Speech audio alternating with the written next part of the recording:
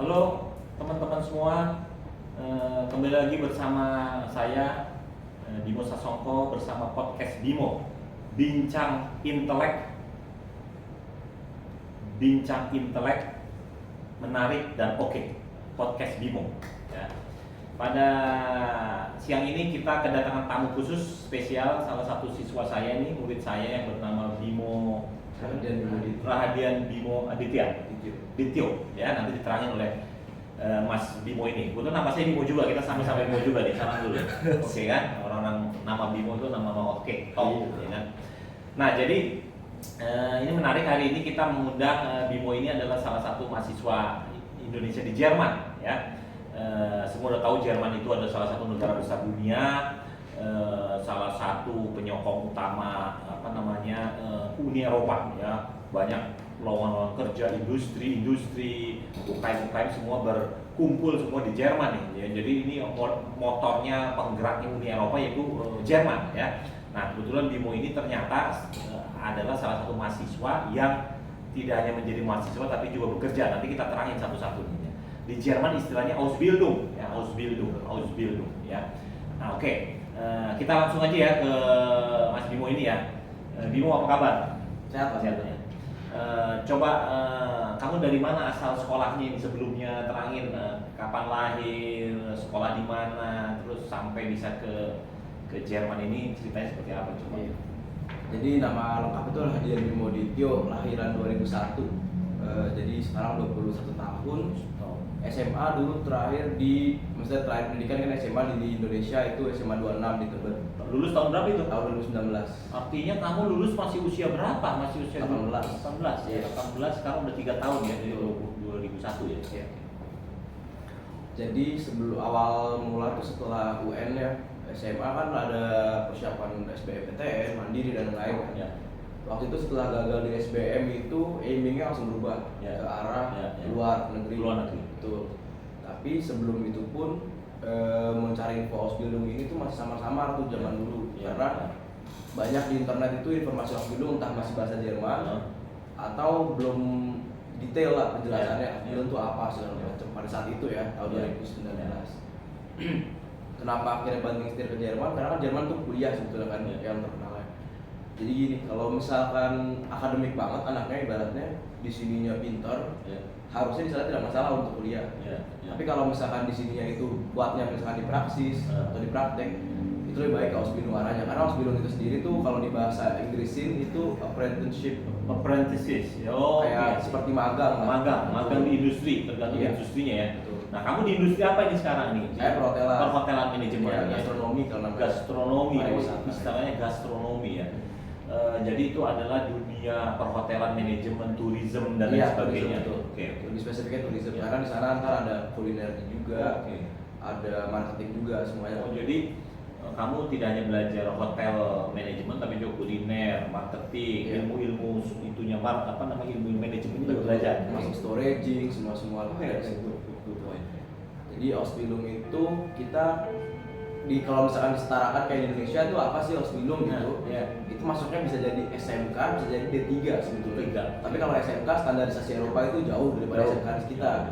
Kalau D3-nya masih lebih bagus di sana. Karena sertifikasinya itu Eropa. Dan di Eropa sendiri nggak ada program Ausbildung di negara lain, contoh Prancis, Italia, Spanyol itu mereka nggak ada Ausbildung. Sistem Ausbildung ini ada di Jerman doang. Sistem Ausbildung yang ada di Jerman ini adalah kalau contoh saya gastronomi itu, jadi Ausbildung itu banyak modelnya. Bidangnya itu banyak, ada dia di mesin, ada dia di teknik itu banyak. IT, arsitek itu banyak. Arsitek juga ada, arsitek IT, di perhotelan, perawat. Perawat Banyak sih, juga. perawat ada juga. Dan itu lamanya, daurnya itu tergantung jurusan. Contoh misalnya saya perhotelan 3 tahun, belum tentu yang guru misalkan 3 tahun, bisa jadi 4. Terus belum tentu yang misalkan teknik itu 3 tahun, jadi 3,5 tahun. Dan in-house itu kalau di bahasa Indonesia itu isi atau apa yang akan mereka lakukan itu berbeda juga, kontennya berbeda-beda. Contoh saya perhotelan itu di 3 tahun ini bekerja plus sekolah. Bekerja plus sekolahnya ini juga persenannya masing-masing. Contoh yang di teknik pasti bisa jadi lebih banyak sekolahnya daripada bekerjanya. Hmm. Yang di guru banyak teorinya juga dibanding bekerjanya. Kalau saya banyak kan praksisnya Oke. dibanding sekolahnya. Jadi perbandingan itu ada masing-masing. Per bidang itu, per jurusan itu ada sendiri Oke. persenannya. Oke. Jadi gini, ini kita harus kerucutkan lagi. Jadi kamu tamat SMA, Betul. SMA 26 Jakarta, Ya. bisa tamatan SMA atau SMK bisa juga ya. SMK bisa Punya juga. ijazah. Terus syaratnya untuk bisa diterima di Ausbildung di Jerman itu adalah tamat SMA atau SMK ya. Ya. Setelah itu punya kemampuan bahasa Jerman ya harus ya. Itu yang paling penting. Berapa minimal syaratnya apa? Minimal sekarang B1 B1, B1. Setelah itu baru kita apply-nya kemana ya? Ke industri-industri di sana, ke perusahaan-perusahaannya langsung ya. Jadi gini, saya waktu itu selesai SMA mulai cari info dulu nih awalnya nih. Info. Betul. Apa sih Ausbildung itu Iya. dan lain-lain. Iya. Keperluannya detailnya itu apa aja dan lain-lain. Akhirnya datang ke Biro Manajemen ini. Oke, ya. Datang ke Biro Manajemen ini dijelasin, kebetulan waktu itu sama Pak Isa. Ya. Dijelasin apa sih itu Ausbildung. Pak Ishak terkenal, Pak Ishak disebut-sebut. Ya ada salah satu pegawai manajemen Pak Isa menjelaskan itu Ausbildung itu apa, requirement-nya apa. Oke. Dan kebetulan pada saat itu yang saya kurang itu bahasa. Karena untuk dokumen dalam arti ijazah dan lain-lain itu tinggal ditranslate aja sebetulnya. Oke. Betul. Bahasa, akhirnya bahasa bolehlah les kan gitu. Oke. Masalah kalau bahasa kan pasti perlu les kan, pasti perlu tambahan. Kalau misalkan sebetulnya nggak harus di bahasa kan banyak ya. Mereka bisa belajar sendiri, belajar di agensi, belajar di les, tempat les, kursus itu kan banyak pilihannya. Sebetulnya yang paling penting itu persyaratannya adalah B1. Terserah kamu mau belajar bahasa itu gimana sebetulnya. Oke, nah, Seenaknya dia aja gitu. nah, setelah sampai di sana, jadi kamu ini bekerja atau kuliah atau dua-duanya? Dua-duanya. Dua-duanya. Waktunya setiap minggu berapa jam kuliah, berapa jam bekerja? Jadi gini, kalau di sana kan Bundesland ya, negara bagian bentuknya negaranya. Setiap negara bagian itu punya Beda. regulasinya masing-masing. Kamu di negara mana? Baden-Württemberg. Baden-Württemberg. Jadi Baden-Württemberg bagi yang tidak tahu itu Selatan Jerman. di selatan Jerman ya. Sebelahnya Bayern. Bayern. Jadi kalau Bayern itu di bawah kanan, dia tuh di kirinya. Jadi dingin, banyak salju. Betul, ya. Sekarang temperatur berapa?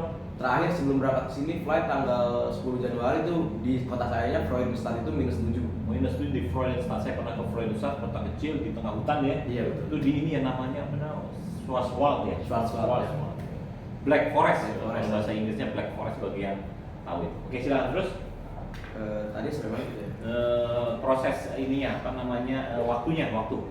Oh iya, soal waktu kurikulum lah ya. Iya, kurikulum Bahasnya, kuliahnya. Berapa jam itu, kuliah, berapa jam Kalau di bekerja? perhotelan, negara bagian kan tadi saya bilang tiap negara bagian Bagian beda-beda. beda. Kalau di Baden-Württemberg tempat saya itu jatuhnya blok semester disebutnya. Blok semester. Blok semester itu contohnya kayak gimana sih jelasin dulu? Kalau kerja itu misalkan kita setiap hari, setiap Iya. minggu, Iya. itu misalkan 4 bulan kerja dalam 1 tahun, nanti kepotong ada semesteran kuliah. Once kuliah nggak kerja ya? Iya betul. Selama kerja Selama- berapa jam sehari? Dari jam 8 sampai jam 9 jam. 9 jam. Bisa Iya. pagi, bisa siang, bisa malam. Betul, kalau di perhotelan itu jamnya tergantung shift. Shift. Ya. Ada yang malam banget nggak sampai jam 1 malam, 2 Kalau di tempat saya itu paling malam setengah 1 malam. setengah 1 malam. Oke. Terus nonstop selama 4 bulan bekerja aja. Betul. Setelah itu baru nanti ada waktu Ada kuliah. namanya ya tadi blok semester. Oh, Begitu I see. ketemu blok semester itu, kita dalam waktu ini biasanya 7 minggu itu paling lama. Belajar teori. Itu teori. Di mana? Di perusahaannya atau di suatu institusi pendidikan, pemerintah? Ya, itu kan kita di bawah naungan pemerintah. Dalam arti gini, begitu orang masuk Ausbildung itu penanggung jawabnya si hotel ini kalau saya Ya. atau betripnya lah perusahaannya. Ya. Tapi yang mengeluarkan sertifikasi nanti bukan perusahaan itu. Perusahaan bisa mengeluarkan kayak surat rekomendasi karena saya sudah Ausbildung di sini. Iya. Tapi ada juga dari negaranya ujiannya. Jadi menguji itu kalau di Indonesia mungkin Badan Ketenagakerjaan mungkin Oke, setuju. langsung kesananya gitu. Jadi at the end of the program Ausbildung 3 tahun, ya, kamu akan dapat sertifikat ijazah, Betul. ijazah ya, Iya. dari Uni Eropa diakui ya. Iya. Oke. Nah, tadi pas kuliah itu apa yang kamu pelajari kalau setiap perhotelan? Kalau kerja kan kita tahu, kerja di hotel kita tahu semua mungkin ya kan. Nanti kamu terangin. Nah, Iya. pas kuliahnya itu apa yang kamu pelajari selama 7 minggu itu? Non-stop 7 minggu ya? 7 minggunya non-stop, kadang 4 minggu terus 7 minggu. Jadi dalam setahun itu pokoknya kita 1,5 bulan. Sorry 3 bulan kalau insgesamt, kalau total 3 bulan. 3 bulan hanya belajar di kelas. Betul. Siapa pengajar-pengajarnya? Praktisi, dosen, profesor, doktor atau bagaimana? Tergantung gelarnya sih mereka, hierarki. Enggak semuanya sama kayak dokter-dokter, enggak. Satu angkatan, satu kelas berapa orang anggotanya? Tergantung. Jadi gini, kalau di Baden-Württemberg di Freudenstadt sendiri tahun pertama itu di kota kita kuliahnya. Kalau di Baden-Württemberg perhotelan tahun kedua tahun ketiga itu satu negara bagian datang ke Kalf, kota lain ada kota namanya Kalf juga di Jerman, di Baden-Württemberg juga. Semua anak perhotelan yang angkatan saya Ausbildung ya. Orang asing semua ya? Enggak, orang Jerman juga ada. Oh, jadi orang Jerman malahan. Oh, pada umumnya orang Jerman juga Iya. ikut program itu ya. Dia tamatan apa kalau di Jerman itu? Jadi kalau di Jerman itu kan kalau SMA? mau ke uni itu dia harus ngambil abitur namanya. Abitur. Kalau mereka punya Hauptschulabschluss atau Realschulabschluss bisa Ausbildung. Oh, mayoritas orang Jerman, orang asingnya ada. Orang asingnya ada. Oke sih. Apa yang kamu pelajari di sana? Di sana kalau perhotelan itu mencakup banyak banget sih sebenarnya luas. Dalam arti gini, soal gizi makanan pun kita belajar. Jadi IPA tuh dapat.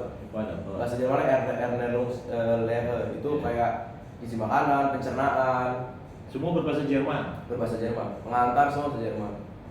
Termasuk ujian kitanya. Jadi misalnya saya orang asing saya nggak bisa milih, saya bahasa Inggris aja nggak bisa. Di luar itu bahasa Jermannya sendiri belajar, jadi kayak bahasa Jermannya pun walaupun saya udah bisa tetap ada belajar bahasa Jerman. Bahasa Inggris? Bahasa Inggris dapat. Oke. Jadi semua orang Jerman nggak bisa bahasa Inggris. Sama ya? politik sih menarik juga. Oh, politik juga. dapat. Dan lucunya malah politik nilai saya itu paling bagus di kelas. Padahal itu politik Bukan Eropa. Betul, politik Jerman. Kenapa kamu bentuk bisa struktur negaranya? pintar gitu belum? Karena kebetulan kan Jerman demokrasi juga Oh. sama kayak Indonesia. Walaupun strukturnya mereka perdana menteri paling tingginya, Iya. prime minister kan, kalau kita kan presiden. Nilai kamu berapa? Satu. Nah, bagi yang nggak tahu nih tentang sistem nilai di Jerman, GPA atau IP itu di Jerman itu tertingginya 1 ya? 1 sampai 6 skala. Terendah. Oh, sampai 6 bukan 4 ya? 6 tuh yang benar-benar nggak absen segala macam. Nah, ya. Kalau di Indonesia kan dibalik, paling rendah berapa? 0, 1, paling tinggi 4 ya kan? Umumnya 3 atau 2,5 kali. Ini 1, ini 4 nih. Luar biasa. Udah semester keberapa kamu udah berapa kali kuliah?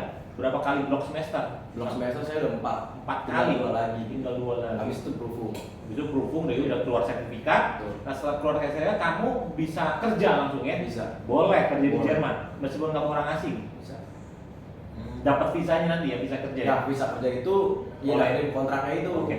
Betul. Tapi udah diakui kalau kamu punya ijazah Ausbildung artinya kamu mumpuni di bidang perhotelan. Iya. Kalau kamu punya sertifikat Ausbildung di bidang IT atau kalau misalnya software development, Sampai development juga ada. ada atau perawat. Hmm. Itu juga bisa kerja di mana aja. Nah, Iya. perawat penting nih, ya karena di Indonesia banyak sekali lulusan perawat yang tidak tertampung di rumah sakit nih.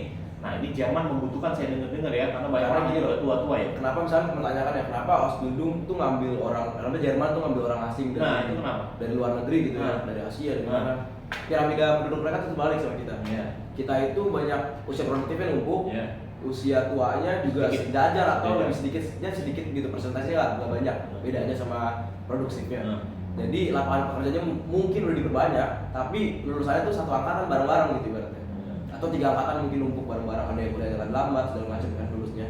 Kalau di sana itu terbalik, mereka orang tuanya tuh lebih banyak, Oh. gap di tengahnya produktifnya sedikit, Oh. anak kecilnya banyak lagi.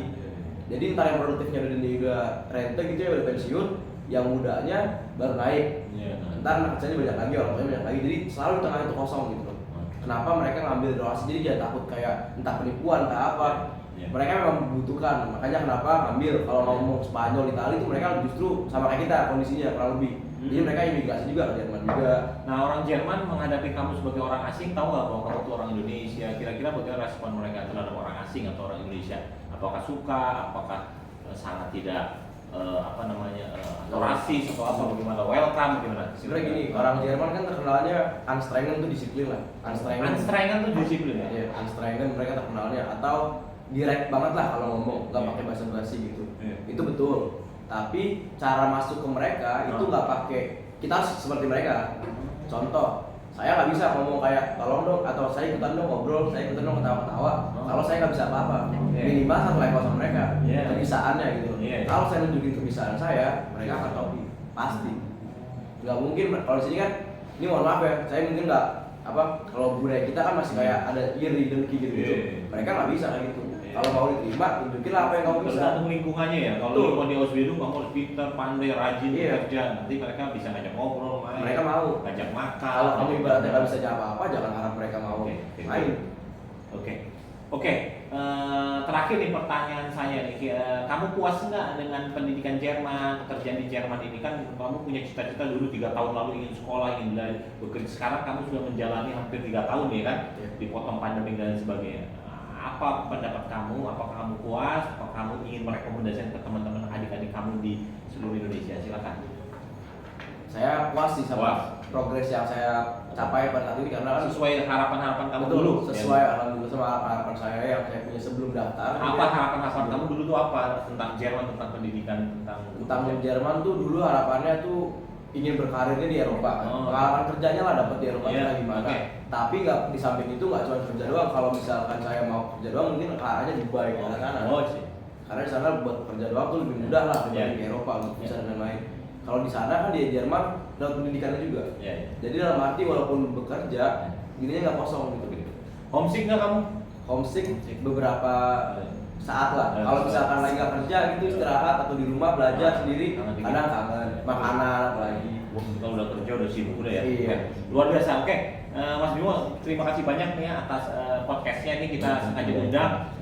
Sedang liburan di sini, jadi luar biasa. Nanti kapan-kapan kita bisa podcast juga tapi via Zoom ya kan, jarak jauh kita bisa kan langsung dari on the spot di Freudenstadt ya. Ini kalau rame yang nonton bisa komen aja di bawah ntar Yes. di YouTube. Kalau iya. misalkan banyak yang minta pertanyaan-pertanyaan lebih spesifik gitu Boleh. mana yang dulu kita bikin lagi aja. Boleh, sih. siap. Punya IG juga, Instagram punya. Instagramnya @rahdianbimo nyambung semua RACHDIAN Bimo. Nah, tuh dengerin teman-teman semua tuh. Bagi yang pingin follow up, pingin follow, yang pingin tahu tentang OSB itu boleh ke Mas Bimo, tapi juga boleh juga ke Euro Management. Ya. Oke, kawan-kawan semua, teman-teman semua, generasi muda, para kaum milenial yang ternyata ada peluang nih untuk bekerja sambil belajar dan bahkan ini digaji ya, digaji. Ini luar biasa ya kan, cukup menarik ini peluang ini. Jadi sekolah kayak Eropa khususnya Jerman itu tidak hanya untuk kuliah S1, S2, S3 tapi juga bisa bekerja nih, menarik untuk anak-anak muda kita yang ingin langsung bekerja. Industrinya bisa di perhotelan, bisa di keperawatan, medical, rumah sakit, IT,